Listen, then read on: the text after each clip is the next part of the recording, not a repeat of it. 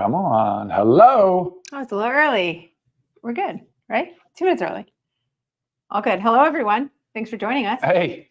Are we all on? Yeah, we're good. Perfect.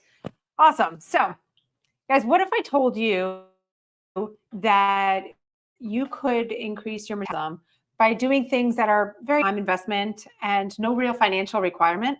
I mean, in things that everybody can do. Yeah, that's what everybody wants. That's what we're going to talk about today, okay? Because we want you to understand that it's not some magic pill and it's not some expensive investment to help our metabolism. If our metabolism's working for us and everything's working, and our weight should be theory. Exactly, in theory. So we're going to cover everything from movement to supplements and a few other tips and tricks.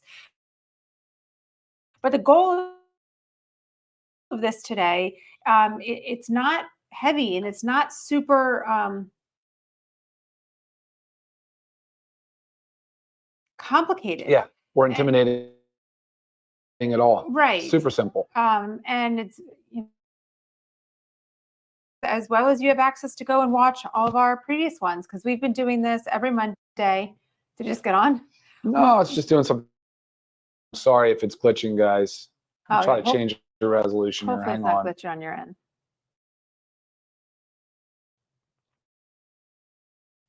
So yes, make sure you like, subscribe, about the topic we're discussing today or some health-related question that goes kind of along with what we're talking about. Looks like it's good over there. All right, so first we're going to go into the most important thing, and it really is about movement. I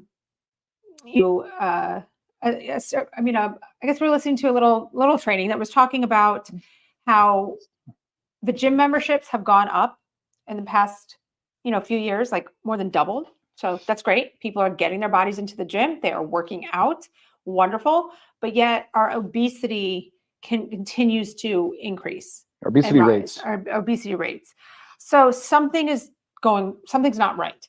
And really the biggest thing is even though we are working out, maybe we're saying, I'm going to go to the gym in the morning and do my stuff, or I'm going to do that YouTube workout in the morning before work, or on your lunch break, or you go to the gym after and you're getting your workout in. But what happens during the rest of the day? You're sedentary. That's actually, I'm kind of victim of that and guilty of that most days of the week. Unfortunately, I find myself at a computer seated quite a bit. I do take calls and I walk a lot, but man, I'm telling you, this is going to be perfect for me to leave this meeting, this call today. And I am going to commit to doing the things we talk about today. Right. Because it makes so much sense to me. It's such common sense. Yes. So the biggest thing that we need to do is incorporate short exercise set. Well, I don't even want you to think exercise sessions. It's movement throughout your day. Whether it's, the studies are showing that it's best if you're doing every 30 minutes, like 2 minutes of activity. And now this could be going on a short walk. This could be air squats next to your desk in your office. This could be push-ups, whatever it's going to be, whatever works for you, however your living situation is. Like specifically, I just told Ryan, I said it'd be easiest for him to just step up next to his desk chair and do a minute of air squats and a minute of push-ups every 30 minutes. So what did he do like 5 minutes ago? Hey, he set a timer on his phone, a reminder on his phone to just let him know when it's every 30 minutes, and then he'll just get up and do it. So I want Ryan to, now, first of all, if that doesn't work for you, there's other ways to do it, right? Say you eat 3 meals a day. Think about doing a 20-minute walk before your meal, 20-minute walk after, right? And by walk, this doesn't have to be anything extreme. This doesn't have to be some heart rate driven walk. The goal is muscle contraction. And I want Ryan to dive in a little bit on what the muscle contraction is doing to our cells. Yeah, I think everybody's probably familiar with insulin and its role with diabetes and managing blood sugar, which obviously blood sugar goes up and it goes down and it goes through these multiple cycles throughout a day around meals and food and consumption of calories.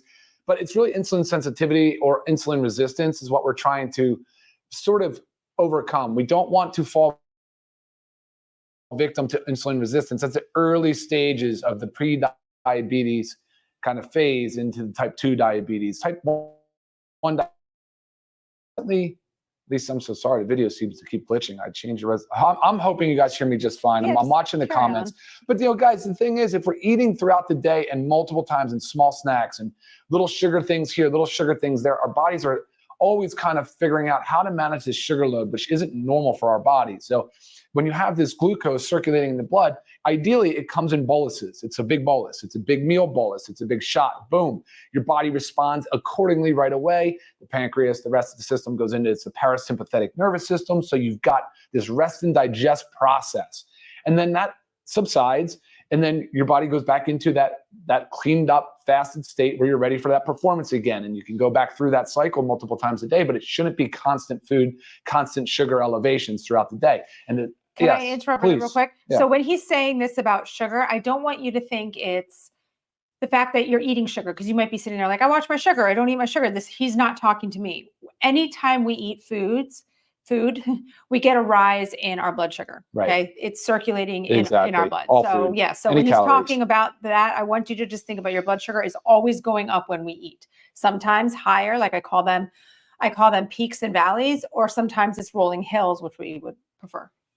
Okay, sorry to interrupt. No, it's absolutely fine. But the problem that the more and more of those calories that we eat, and especially the poor quality, the nutrient poor stuff, the calorie rich stuff, so the processed foods that are in packages that cost $1.20 and they're like seriously 280 calories, 25 grams of carbs or whatever. It's crazy, because over time then we build weight, right? Then we're gaining weight. Then we're becoming a little bit more metabolically inflamed or metabolically dysfunctional. And then you're running into this situation where the pancreas is releasing more insulin and becomes insulin resistant. So the insulin isn't doing what it's supposed to do.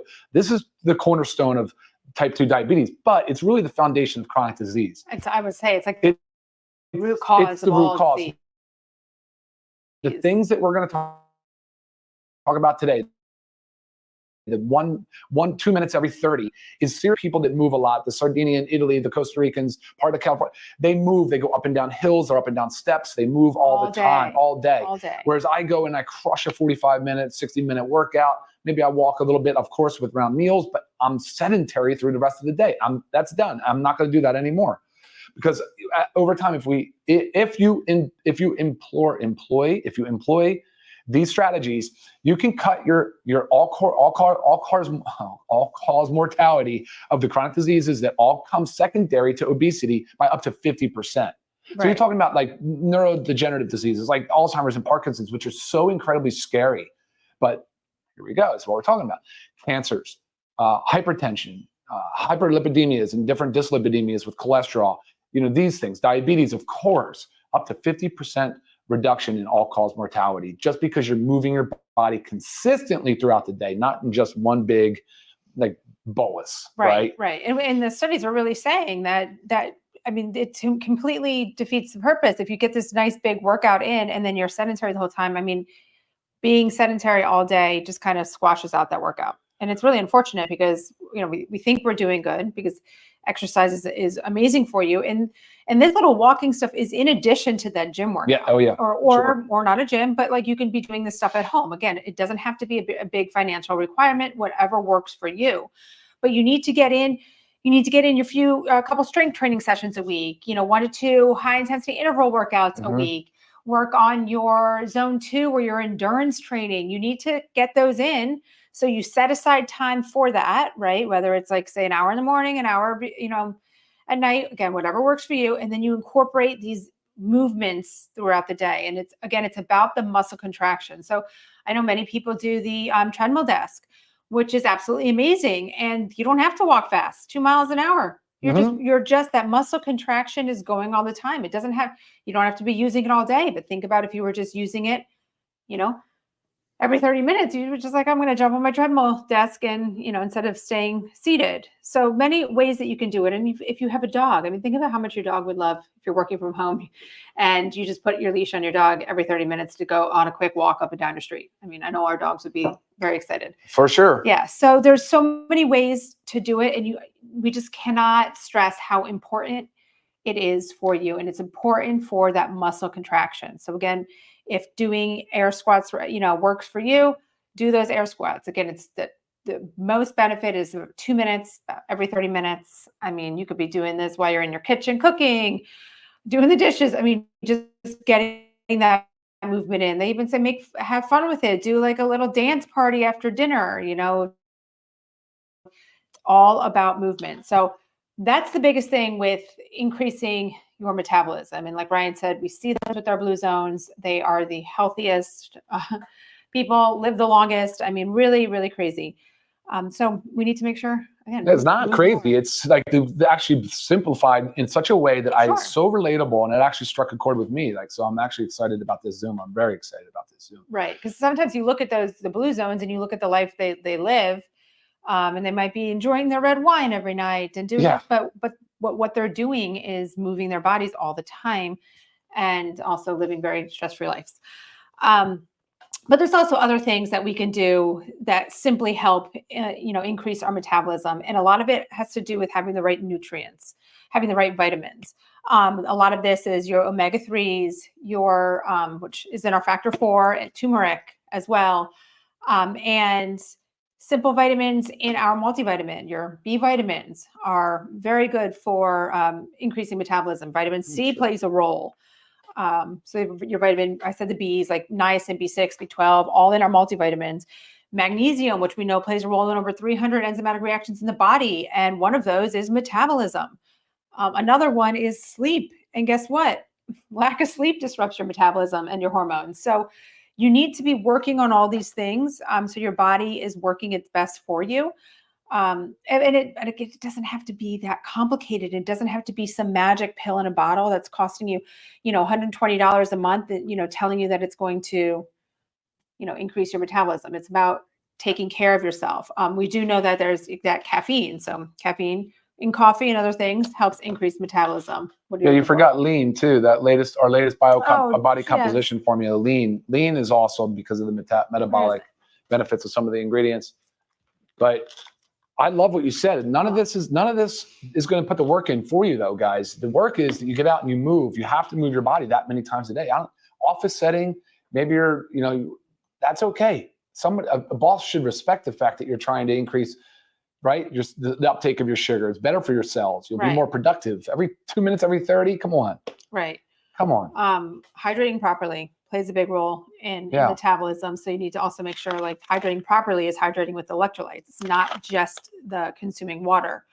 The green tea is in the super greens, great for metabolism. So there's so many little things that you can do. And there's also many of you out there that are probably taking all of this that are like, yes, okay, I'm doing this for myself. So now all I need to do is make sure I'm getting those gym workouts in, or those, structure workouts, I want to call them, and then make sure you're doing your movements throughout the day. So again, whether it's 2 minutes every 30 minutes, or whether it's 20 minutes tacked on to the ends of each meal, do what works best for you. I know a lot of times for us, for like dinner, I mean, we can do a walk before and a walk after, and then just little movements throughout the day. So the goal again is moving your body more because you're contracting your muscles.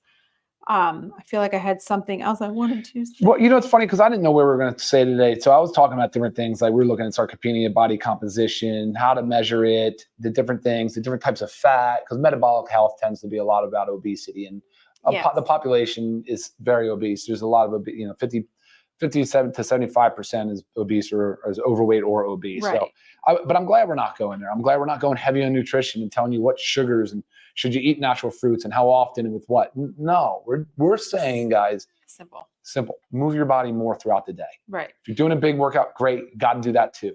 And then move your body throughout the day. Yeah. Just move. It will increase your output, your energy. You'll feel better because of it. Your metabolism can correct itself. I was going to start going into like catabolism now. I don't want to talk about it. Right. It doesn't matter. No.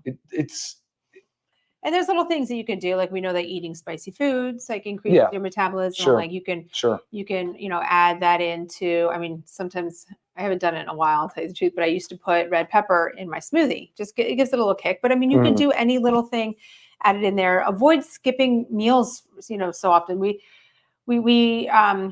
a lot of people still have this thought that eating less can help us lose weight. And maybe at first it does. And then all of a sudden, boom, your metabolism like completely plummets. That's right. That's So right. you need to make sure you're fueling your body right. Just Mhm. like to keep it super broad and simple with nutrition, you need to make sure you're fueling your body right. So your body is constantly getting the nice nutrition that it needs. It never goes into that, like thinking that starvation mode. Yeah. So say you decide that I mean, there is a lot of people that do the type of fast where you don't eat all day and then you eat the one meal a day. That was the OMAD, one meal a day. Yeah. I mean, your body can go into that like it's a starvation mode. It just kind of slows down, right? Mhm. That's what starvation mode is. Your body, your metabolism slows down, preserving everything that it gets because it has no idea when you're going to eat again. So naturally, it's just going to slow itself down. So just make sure you're eating regularly. You know, we don't need to eat all the time. We've Throughout the reiterated day, that, right. but like Yep. your 3 meals a day. They're well balanced. They're fueled with high quality nutrition. You're getting your supplements, your vitamins in. You're sleeping well, um, and moving your body. I That's mean, it. Simple. it is simple. It is simple. And I mean, so Ryan and I just got back from an international trip Yep. late last night. This, to tell you, was my longest time being on an airplane, and it was 9 hours, which is extremely long for me. My biggest anxiety was like, I can't sit that long. Like I was getting like, how am I going to do this? But we just kept getting up, and it was around about every 30 minutes. But Mhm. we're just getting up. We would do the lap around the plane. It was a very big plane. We would stand in the very back where there was an open area, and we were doing air squats. I mean, who cares how silly you look? People are probably envious of that. Like, oh, that's so smart. Like they're just getting up and they're moving their body. You have got to do it. Same thing that goes for in your work environment. Who cares if you look silly sitting next to your desk doing an air squat in a dress? I mean, just move your body. I remember when I worked at the hospital.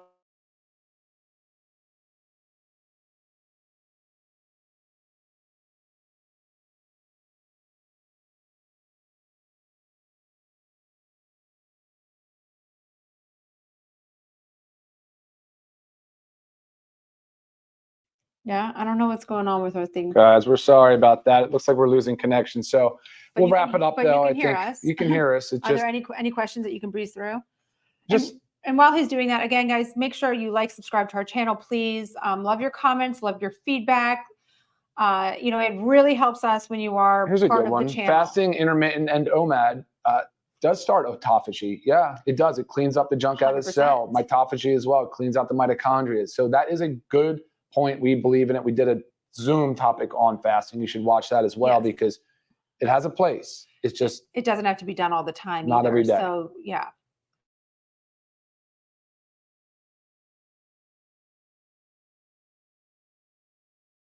Man, You still boys, going? guys, I'm so sorry. I think we're gonna have to drop. The internet has been poor here, and I think today is causing us There's to a lose lot of connection. people talking about intermittent fasting. So it is an amazing thing. It does help it helps a lot with metabolism, but there's also a fine line. Everybody's different. So there's a lot of women out there that are stressed. Cortisol levels are high. And I'm talking more about, premenopausal females. And then you go into a fasting, and maybe your body's perceiving it as more stressful, and therefore that's increasing your cortisol more, and it can backfire again because of your cortisol, but also it can mess up your hormones. So it doesn't have to be these extreme intermittent fastings. Like 12 hours is the minimum that you want to do. So I mean, I'm pretty solid around, probably I'm around 14, 15. Just that's what works for me. But I never want to feel like, if I feel like super hungry, that's a cue to me that my body needs to eat and I'm going to break my fast. Right. So, but again, 12 hours, 100% needs to be done daily. You came back. Yeah, it looks like it. Looks like it's back on. Okay. There were some questions about sugars and when to eat and how to eat, but yeah, again, not for today.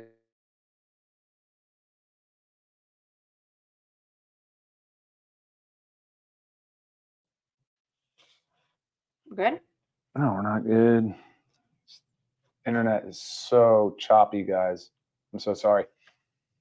Our bodies need carbs. Our bodies need carbohydrates, but I want you to think carbohydrates coming from vegetables, from squash, fruits, even like your lower glycemic, your berries, So those are carbohydrates. So it's not necessarily like, I don't like to just say, watch your carbohydrates because we need them, but it's like, yes, don't go be eating your bowls of pasta and your breads and your grains. Like you have to balance it. Choose your carbohydrates right is the most important take home there. And timing, I think, matters, because there was a comment about when to eat sugar. It's like not the first thing you do when you wake up. How about that? Let's hydrate. I know it's been a few hours. We've been in a fasted state, but let's not go right for a sugar-rich coffee creamer.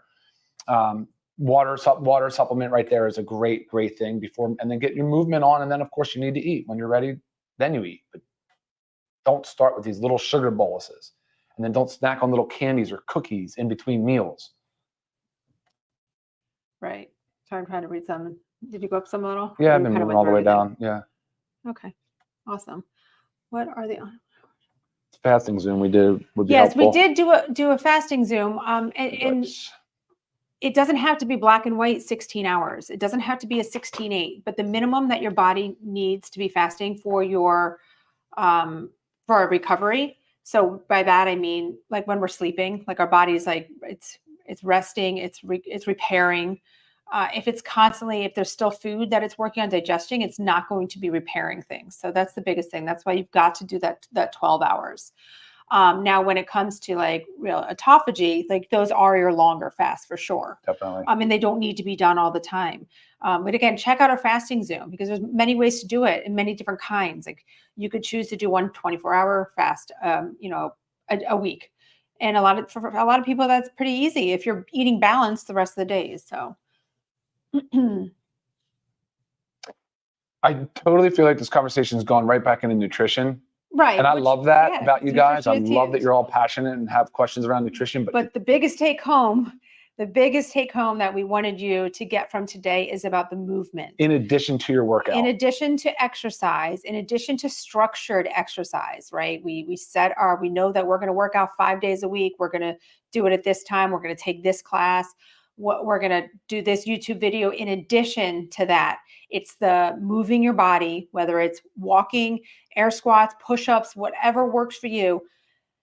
2 minutes every 30 minutes. And if that is not conducive to your lifestyle, aim for the 20 minutes before, 20 minutes after each of your 3 meals. That really is the biggest take home. And that can be done by everybody. And this is not short term.